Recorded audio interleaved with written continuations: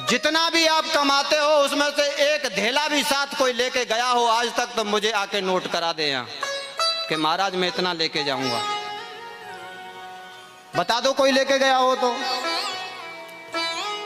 इसलिए आप लोगों को थोड़ा सचेत कर रहा हूं कि दान करने से पहले भी थोड़ा दान की विधि प्रक्रिया को जान लेना। पितर पक्ष के पावन पर्व पर आपके पितरों को शांति मिलेगी ऐसा तो मेरा विश्वास है, लेकिन मिलेगी पद्धति के हिसाब से, मिलेगी विधि के हिसाब से, मिलेगी क्रिया के हिसाब से। और तुम ऐसे ही तुम जैसे मैं बता रहा हूं ठेकेदारों के चक्कर में पड़ जाओगे तो कहीं के नहीं रहोगे,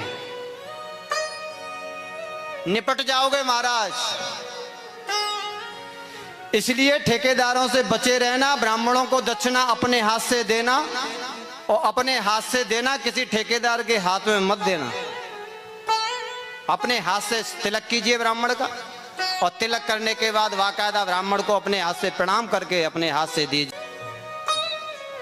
यही चल रहा है सब दुनिया में। और फिर आपकी मर्जी है, आपका पैसा है, आप जहां दो मां दो, आपकी मर्जी, मैं क्या करूं। आपकी जेब में पैसा है तो आप उस 10 रुपए की चाय व चौराहे पे खड़े होकर के गोल्ड फ्लैग उड़ा लो, चाहे धुआं उड़ा दो, और चाहे तुम वहां मिठाई की दुकान पे जा करके रबड़ी खा करके हष्ट पुष्ट होकर के मूंछों पे ताव दे करके आ जाइए। पैसा आपका है, मर्जी आपकी है, आप जो चाहो वो करो।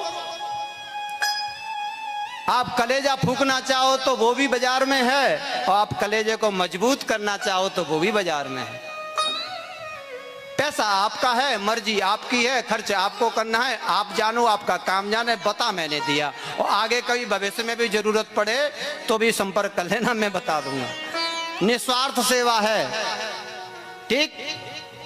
यहाँ तो कुछ चाहिए नहीं, यहाँ तो फक्कड़ है, फक्कड़ ही रहेंगे, और फक्कड़ ही इस बात को बोल सकता है, दूसरा कोई नहीं बोल पाएगा। दूसरा बोल कैसे देगा? आपको लूटना ठगना है, वो तो आपको मक्खन लगाएगा। तापा वाले बड़े धार्मिक, तापा वाले बड़े दानी, देवदान, और लेके पोटरी बांध के जाएगा। इसलिए थोड़ा सावधान हो जाइए महाराज। आप लोगों को रिजल्ट इसलिए नहीं मिलता है पूजा पाठ का, इसलिए फल नहीं मिलता है। आप भी पूजा बहुत करते हो, दान बहुत करते हो, पुण्य बहुत करते हो, लेकिन रिजल्ट कहाँ जाता है? रिजल्ट ले जाते हैं ठेकेदार। रिजल्ट कौन ले जाता है? ठेकेदार। तो ठेकेदारों से थोड़ा सावधान हो जाइए। ऐसे ही, और वो जो ब्राह्मणों का धन खाता है 60 वर्ष तक वो विष्ठा का कीड़ा बनता है, ऐसा भगवान ने स्वयं समझाया है। ऐसे ही नारद जी कह रहे हैं कि महाराज इस जमाने की दुर्दशा देखिए। नारद जी ने जो दुर्दशा देखी वो सौनक आदि ऋषियों को, सनक सनंदन सनत कुमारों को, चारों भाइयों को बताई। उसी रूप में मुझे मान लो मैंने जो देखी है वही आपको बताई। कथा वही है। अब मैं नारद नहीं हूं, लेकिन मेरा नाम एक छोटा सा नाम से जाना जाता हूं, क्योंकि हर व्यक्ति एक अपने नाम से जाना जाता है। इसलिए ऐसे ही नारद जी भी वही समझा रहे हैं कि महाराज मैंने इस जमाने में देखा कि शांति के लिए गया था, लेकिन यहाँ तो क्रांति मची पड़ी है। मैं भी शांति के लिए घूम रहा था, मैंने भी देखा यहाँ तो क्रांति मची पड़ी है।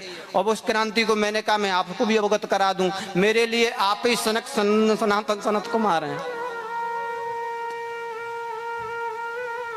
इस तरीके की दशा देखी। तीर्थों में गया तो तीर्थों की दशा ये देखी जो मैंने बताई। एक एक कमरा 1500, 2000, 2500 जाके देखिए, प्रैक्टिकल कर लीजिए। बाद आए मेरा, अगर झूठ निकले तो छाती ठोंक के कह रहा हूं। आप अभी तीर्थों में गए थे ना, अभी कई ज्योतिर्लिंग करके आए थे। अनीश जी पूर्व में मेरे संपर्क में रहे थे, 4-5 ज्योतिर्लिंग करके आए थे, मेरे लिंक में थे। और कई जगह जैसी व्यवस्था हमसे टूटी फूटी बनी, हमने इनका की सेवा की।